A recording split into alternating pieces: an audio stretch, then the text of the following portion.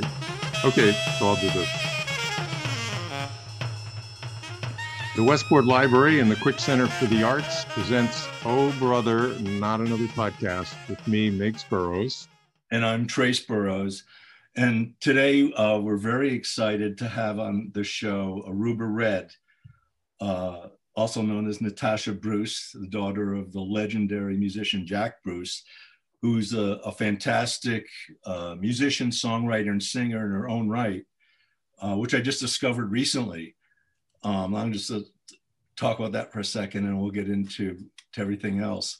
So on Facebook, I don't know, this month, I got all into Cream again for some reason, and Facebook was sending me all these documentaries about Jack Bruce and specifically about him, but it was anything that had to do with Cream, Eric Clapton.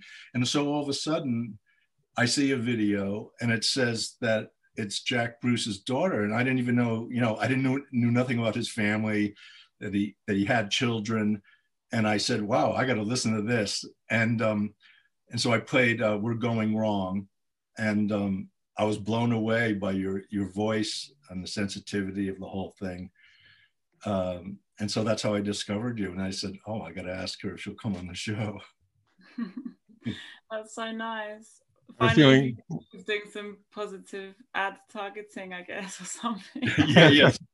Those algorithms are working for me.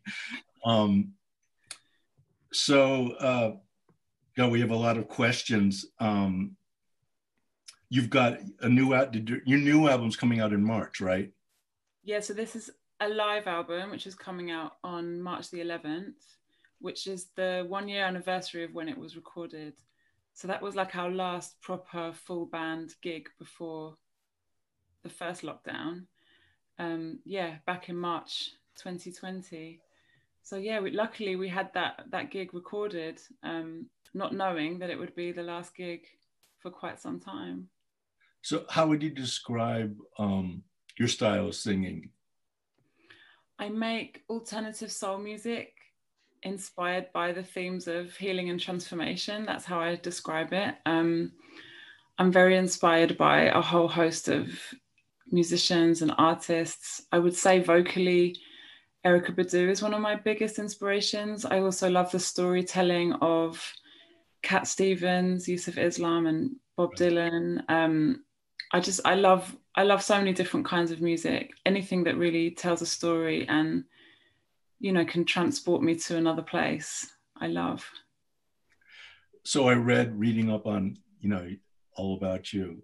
So you were, I don't know when you started. I knew you wrote poetry as a kid, and then you got into music, and then at one point, I guess when your dad was ailing, and you had some issues in your own life, you took a break from singing. Do you want to talk about that a little bit? Yeah, so I was doing music for a long time, and I was so passionate about it, and I was doing the whole, the open mic circuit, and then just gigging around and doing the festivals throughout the UK, and I got some really great support slots, and it was going well, and the passion was just for it came from poetry initially, like writing lyrics, and then it grew to meeting with different musicians. How it happens, it just evolves. And the first time I think I really thought, I could actually take this seriously and do it for real is when I was scouted by the really inspiring composer Nitin Sawhney, and he asked me to join on this young person's kind of composition week, celebrating the reopening of the Royal Festival Hall in London. And he got together, I don't know how many of us it was, maybe 16 different young people from all different backgrounds. And we had guitarists and drummers and poets and rappers and all these, all amazing, innovative people. And we had a week to write all new material together with all of these people that we'd never met before, to perform in front of 2,000 people at this at this huge reopening. And that really inspired me. And I was like, wow, I would love to really do this, because I think I'd always grown up, obviously, seeing my dad performing and touring with him and being fortunate enough to meet so many incredible musicians. But I think for myself, I'd always just done it because I love to do it, but I didn't really think I could make a living out of this, or this is something that I could really pursue. So I was always working like regular jobs on the side and just doing music for fun. And then that was when I really thought, oh, actually, I would rather not go back into my regular job. I would love to try and make this work. And then things were going well. And then, yeah, I did get into a really difficult situation. Like fast forward a few years, I was in a very difficult relationship with my ex-husband, who was also my manager. And to cut a long story short, I was effectively coerced to stop making music for about 4 years. And that was really hard. There was like a lot of issues with gambling addiction and general kind of toxicity. And it was just a very difficult relationship. And I managed to get out of that after I was with him for 10 years, and I managed to get out of that. But within the last 4 years of that time, my dad got really sick. He had been struggling with his health for a long time, but then it got really serious, and it became apparent that, you know, we knew he wasn't gonna make it for that much longer. And I think he was given like 6 months to live, and then decided to check out within the week. It was like he really made that. I feel like he really made that decision. He didn't want to like hang around for this long kind of demise. And however difficult that was and sad, it felt quite empowering. Like he decided he wanted to stay at home. He didn't want to go back to hospital. He didn't want to be resuscitated. He kind of was very clear about that. And we really had the opportunity, my family, to stay at home with him and really care for him and help him cross over in those final days. And we were all around his bed when he passed away. And that was just a really powerful moment for me. And then a few months later, I got pregnant with my first child, and I had my little boy the following year. And again, that was like another seed of this like kind of awakening, and just like really knowing that deep down that I had to get out of the situation that I was in. And then when my little boy was 8 months old, the relationship with my ex and myself finally fully, like, he left when my son was 8 months old, which in hindsight was difficult, but it was kind of the biggest gift. And then after that, I managed to find my way back to music. And it's been really incredible that my son is he's just turned 5. On Christmas Day, he turned 5. And the last, I would say, 3 years or so have been really just coming back to music and creating again. And it's been such a wonderful experience to feel so free and to be able to do that. And I'm just really, really thankful that I'm back doing what I love. I just want to ask, is your son, does he co-star in the Holy Water video? Is that your son? Yeah, that's my son. Yeah, that beautiful young man, boy. 500 nights I've spent with you, uninterrupted power from our moon to 7 days in my holy waters. Do you recall the sound of creation calling? The bells they're falling, I'm moving through, up leveling as a result of the love I have for you. You know I am your chosen one.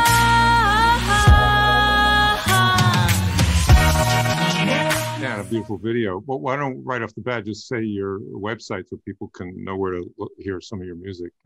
Yeah, sure. So I use the name Aruba Red. So Aruba Red was a legendary female pirate who sailed the seas several hundred years ago. And it's Aruba like the island and red like the color. ArubaRedmusic.com. That's where you can find out all about me. Now, I have one question. We're all reading about any band, but Cream especially, and between Jack Bruce and Ginger Baker, the fighting was just legendary. The bickering, the fighting, the yelling, the conflicts. And you're a witness to that as a young girl. How did that not discourage you from being a musician, it must have seemed so, I don't know, to me it would be intimidating. Like, is that the life I want to live with all this yelling and screaming? I mean, or is that just something you were adapted to? It's interesting because I never really made the connection between that being anything to do with the music. Oh, okay. I mean, obviously, like Cream was before my time, but then Ginger and my dad did get together for many bands during my childhood. So they played together for various concerts and then got together for BBM. And that was like, yeah, that was a big part of my childhood, the BBM kind of era, because we were really able to witness all of that, which was, you know, incredible band with Gary Moore and yeah, all three of them sadly no longer with us. But yeah, like the fights, it was intense, and they did really have this love-hate relationship though. I know that things can be portrayed as if it was just hate, but there was also, I think it's almost like, you know, brothers or something, like when they can really fight, but there's also that love there as well. And yeah, I think when they were actually playing together, it really, you know, was very magical. They really connected. Yeah, they had that. Well, yeah. Jack was a real incredible jazz. I saw those videos of him early on playing jazz, like really intense on a bass fiddle, you know, and I guess Ginger was playing in those scenes as well. So they had that background together as well. And they were both in the Graham Bond organization, right? Yeah, they were in Graham Bond together. And I mean, the fighting started from all accounts back then. And my dad would tell me stories of Ginger pulling a knife on him. And oh, geez. I know from myself, you know, my own experience, that Ginger was never an easy guy to be around. I'll tell you a funny story. My first memory of Ginger, I think my dad was in San Francisco, possibly. I don't know where we were, somewhere. And I was maybe around 6 years old. And my sister was maybe 4. And we were like getting onto the bus. Like, I don't know if it was the tour bus or the band, just some bus that we were getting on. And Ginger had his feet kind of across the aisle. And I was just like, excuse me. Just looked at me and my sister and was just like, I fucking hate kids. Oh. And even though that sounds like scary, that's always been like a fun kind of story to share. Yeah. Because he was almost like, he was like a caricature of himself, if you know what I mean. And yeah, like, I guess sometimes the most talented people aren't always the easiest people, and that is kind of comes with it. But I didn't ever make that connection with music, because equally there were so many wonderful and kind people that I met through my dad. And I guess musicians, yeah, they're just a reflection of wider society, I guess. Well, passion, I guess it's just passion coming out in a different way, right? So of all your musicians you've met, of your friends of your dad, who do you like the best? Or can't, you know, I don't know if that's like a bad question. I mean, there's so many, but I would say my favorite band from my childhood was when he was with Jack Bruce and the Quicoland Express. So that was like it was like an Afro-Cuban Latin jazz band, and it was just incredible. And Vernon Reid from Living Colour was on guitar, and he's still a very close family friend. And, you know, we send each other messages and we talk on Twitter. And then also he just had an incredible rhythm section in that band. So there was Robbie Armin on drums, and Horatio El Negro Hernandez on drums, and then also Richie Flores on percussion. And Richie's like a dear friend. They're all really, really wonderful guys. And then also, sadly, no longer with us, Bernie Worrell on keys, who was always like our Uncle Bernie. So yeah, Parliament Funkadelic, and really legendary. So when your dad was alive when you started getting into music, was he supportive of what you were doing? Yeah, he was very supportive. Really, I remember he was supportive, but also critical. Like my dad was all about the music. So I remember when I first started writing songs, and I guess because of the era that I was coming up in and the kind of friends that I was around, like the way that we would write songs initially was we would send each other like beats, we would send each other like tracks, and everyone would write lyrics over them. And my dad was like, this isn't a song. He was very much about, like, you know, the structure and the composition. Old school. He was classically trained, you know.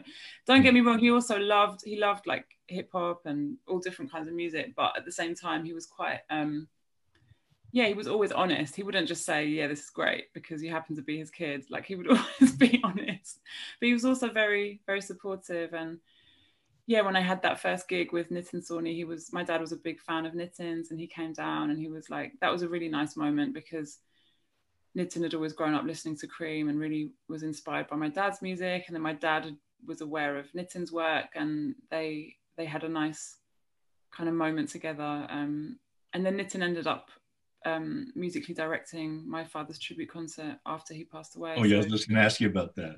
Talk so about that a little bit, the tribute concert.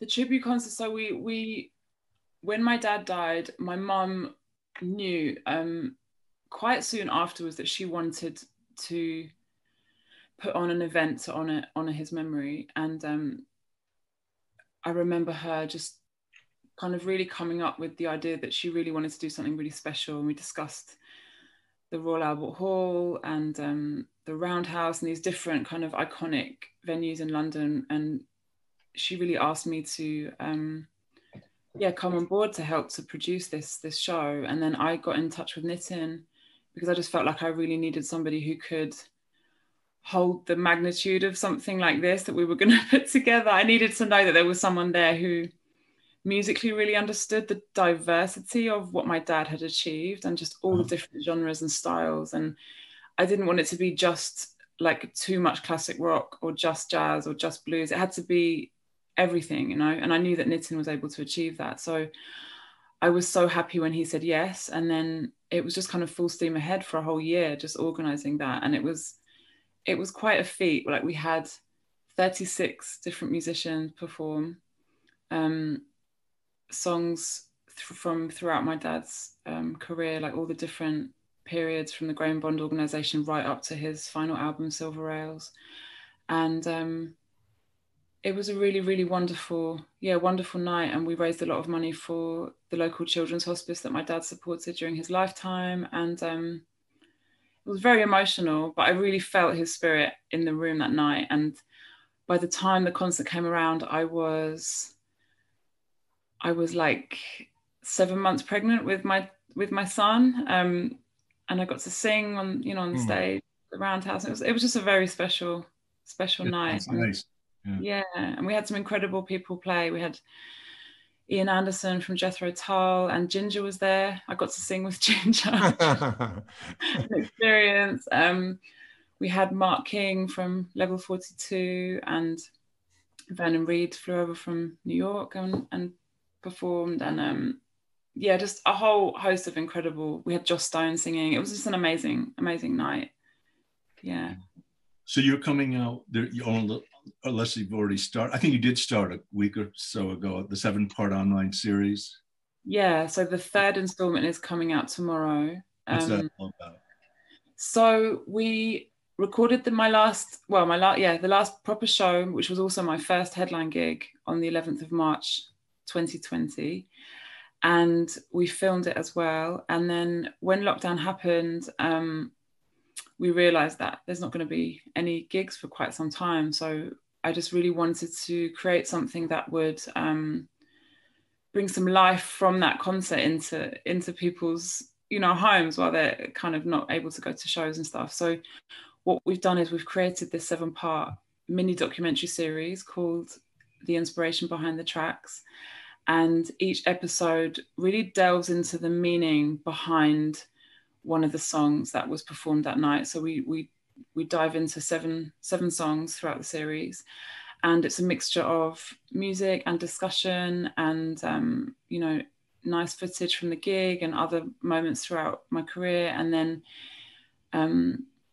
I do quite a lot of wellness work with like guided meditations and things like that. So at the end of each series, we leave everybody with some really positive and uplifting affirmations. And so there's 7 weeks of that. And then that will lead up to the release of the live album on the 11th of March, which is the 1-year anniversary of the show, which I can't believe, a year. Like, so much has happened. It feels like a different lifetime, but then at the same time, it also feels like it's gone quite fast. Right. I'm not a musician, but I'm curious. Trace is, but I'm not. But I listen to music, love music. But the songwriting process, I mean, I'm curious because I've heard all different. Some musicians say they receive the song, they're channeling a song, or do you decide to write a song tonight? And then if you do, where do you go, and what is your do you have a songwriting space that you go to, that lets it happen? Or do you feel you're channeling? I really feel like I'm the channeling thing for me, sometimes all of the lyrics and all of the melody will just be there, and there's not much that I have to do. It's more about just capturing it. So whether that's quickly recording it into the voice notes in my phone, or writing the lyrics down and just repeating the melody so many times in my head so that I hope I don't forget it. And then there's other times, there's a mixture of the two. And then there's other times when, if I'm, booked in to go to the studio with some of my co-writers, then obviously you have to be able to tap into that space, on demand, which can sometimes be tricky. But I think if you're with the right people and you feel comfortable, and what I have my lyric book where I just always write ideas. So it could be, I want to write a song about this topic one day, but it hasn't come to me yet, but I just know that at one point, this subject I want to write about, or it might just be one line or a little hook or just a melody or something. And then when I go into the studio, I have all of these things in progress that I can call on and try and invoke the channeling to happen more deeply in that moment. So I guess many people have different ways. And for me, just listening to my musician friends,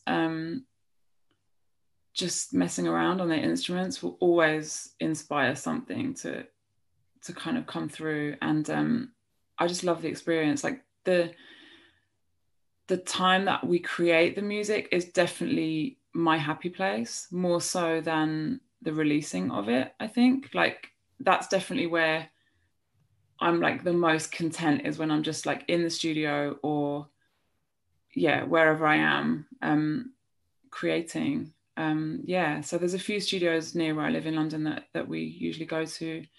I've got my brother-in-law studio down the road in Tottenham where my sister lives, and then I have Ronell Shaw's home studio, who's producing my new album. He's recently been awarded an Ivor Novello Award for Best Jazz Composition for a really wonderful project that he put together called the Windrush Suite, which is incredible. And then also my other co-writer and producer, Camilo Torrado, has a studio as well, very close by. So those are the three main places that I will go to collaborate and to create the music. And if it's not that, it's just my bedroom, just letting ideas come.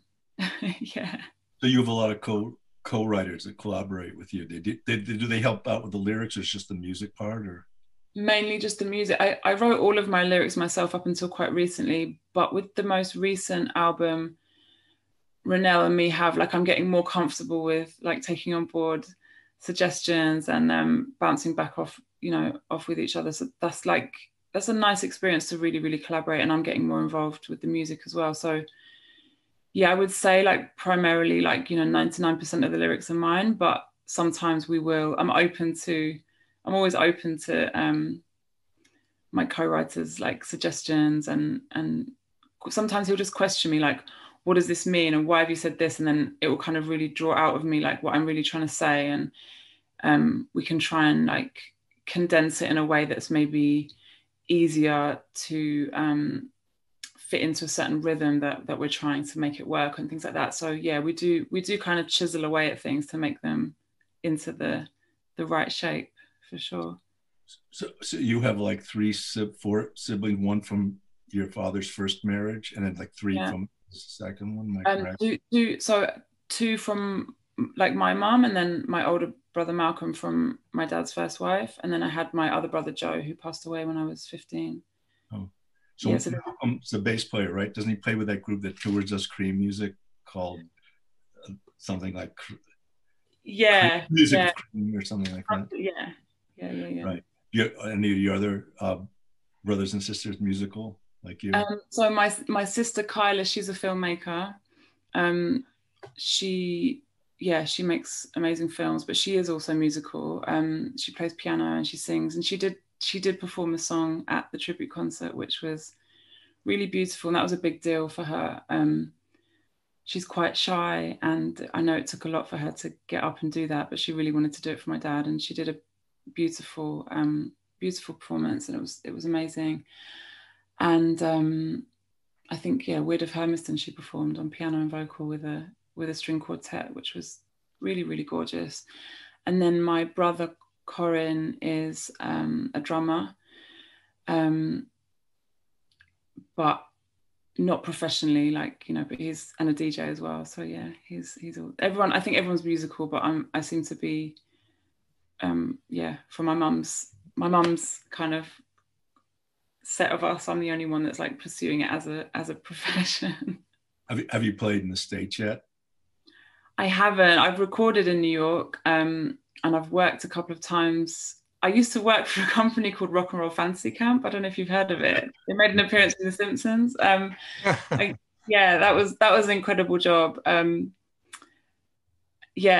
I did that. Where did we do? We did Vegas and we did New York at the Gibson Studios, and that was a big experience. But yeah, I haven't performed in the States yet, which I would love to do. I don't know how that is right now. Pardon? I talked over you. What did you just say? The last part? I would love to have that opportunity, but I just don't know how possible that is right now. But hopefully in the future, I just want to insert my own one little comment because of the songs I've listened to. I think one of the most poignant, evocative song titles I've ever heard, and the song along with it, but "Kiss Your Scars." I like that too. You want to talk about it's so, I don't know. The title just gives me chills because nice. it evokes. It's interesting that you picked that song out. So I wrote and recorded that song about 8 years ago and totally forgot about it. Like, just didn't even know it existed anymore, and didn't even have a copy. And then the producer randomly hit me up last year and was like, I'm just coming back to some old songs, and I found this great song, and can I put it out? And I was like, yeah, sure. And he sent it to me, and I'm like, do you need me to redo the vocals? And he's like, no, I think they're fine. I'm just going to do a new mix. And I was like, okay, cool. And then, he released it. And I love that song. It's such a nice song. 'Cause I'm here for you. Come out of the rain. There's another way. I will kiss on your pain. Yeah, I'm here for you. Wild or behind bars. Yes, I understand. I will kiss on your scars. I need you.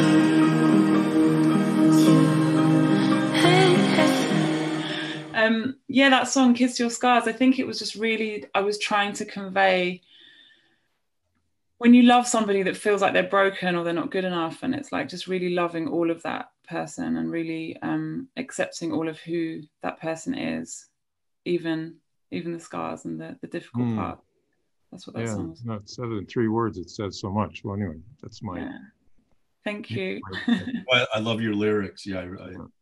And your voice is very, the only word I could come up with is celestial. I don't know if any, your voice is just very, has that quality to me. It's sensual, ethereal. Yeah.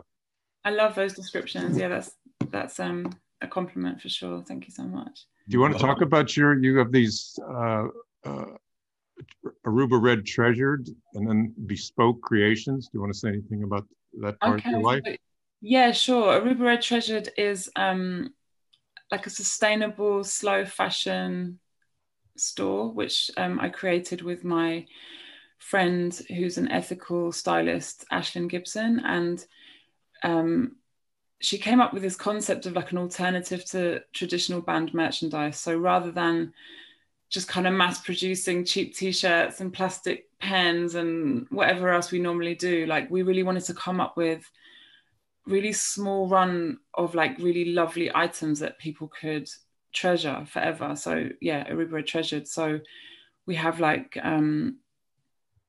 sustainable brands, like local designers that we collaborate with, and I have like non-toxic essential oil candles, and we're having natural incense made at the moment with with lyrics from my songs, like within the artwork and things like that. And each kind of scent will go with a different song and the different lyrics. So yeah, that's really nice. And bespoke creations, I put that in the store.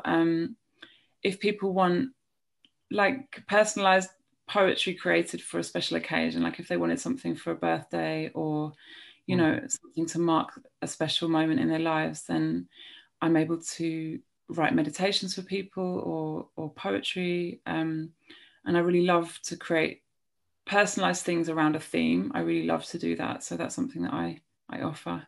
So that's online, right? So that's Spoke Creations. Yeah, that's arubaredtreasured.com. Oh, yeah, and you can also link there from my regular website, arubaredmusic.com. You can just go to store, I think it is, and then it will take you to the treasured page. Yeah. Miggs, do you have any other questions? I have a question, but it's kind of off the track. No. But what, you have a question that's off track? Yeah, just so off. Not. Oh, go ahead. It's not a good segue. So like, so like, reading up on all your stuff. What is radical birth keeping with Birth Magical? What does that mean? Okay, so that's a whole other side of what I'm doing. Doing a lot. So, yeah, so I gave birth to my little boy at home. I decided not to go to the hospital, and it was a really incredible experience. And the more I kind of witness and experience, I realized that hospitals are a huge blessing when we need them, but birth isn't necessarily a medical event, and we don't kind of need to go there in the first instance. And if birth is allowed to unfold naturally, in all likelihood, everything will be fine.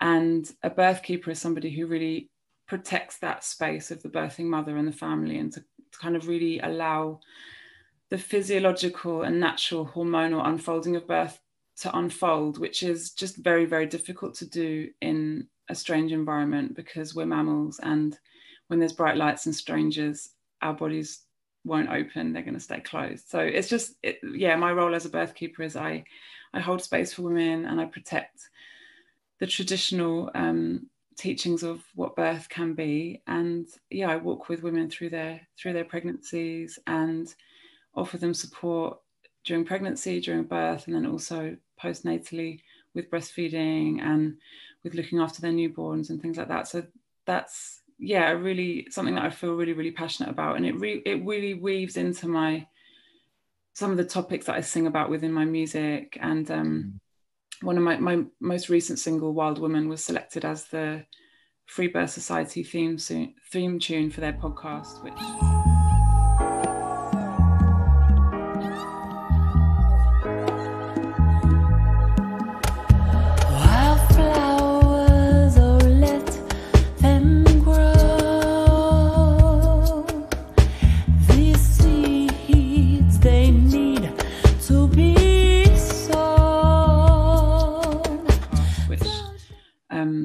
I'm really proud of, because I love their stories. They have a podcast which has had over 1 million downloads, and they just share stories of women telling their own stories of birthing outside of the system, and just doing it, like whether it's like in a teepee or in a field or in a garden or just at home. And it's just like very empowering and magical stories of what birth can be, like separated from this kind of dramatic Hollywood portrayal of it, if that makes sense. So Are you allowed to take a spinal? What's it? Like sure. But no, I don't. So I'm not involved in anything medical. So when you're at home, you have to really just be committed to. There's no numbing shots or. There's none. Yeah, you just do it. It can be like a really psychedelic experience if we allow ourselves to submit to it, and you can really have like a wild trip when you're giving birth. If you can really surrender to what we think of as pain, it can end up really being quite. I know. You transcend it, and it can be incredible. Yeah. My wife, a lot of women try to do it without any, and my wife tried that too, and then the last moment it got horribly painful, because she had to have Pitocin, that hurried the birth along. That's the thing. If you have Pitocin, which I know is happening more regularly in the UK, and in the States it happens a lot, like the Pitocin contractions are so intense that it would be almost impossible for a woman to withstand that without some kind of pain relief. But if things are allowed to just happen more slowly, then it's not so, it's still very intense, but it's not so unachievable, you know, if you're left alone. But I also think any of us, if we're in the hospital environment and we're struggling and we're getting to like some of, you know, the moment where we don't think we can carry on, if there's somebody there that's offering you something that's just going to make it all go away, you're gonna take it. You know what I mean? Are the fathers allowed in the room during your? Yeah, of course, yeah.